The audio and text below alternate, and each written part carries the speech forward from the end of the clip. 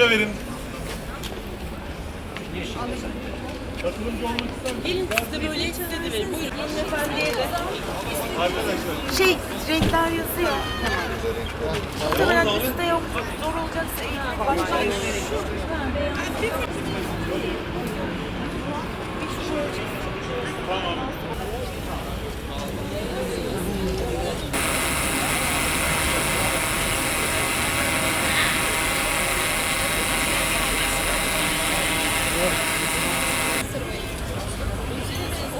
Burayı size verebilirim.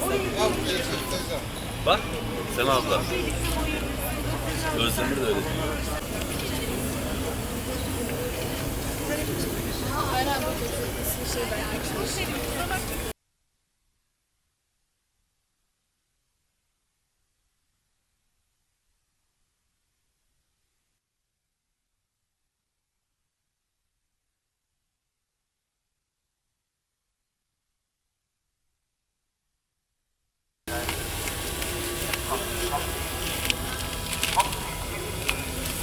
Evet.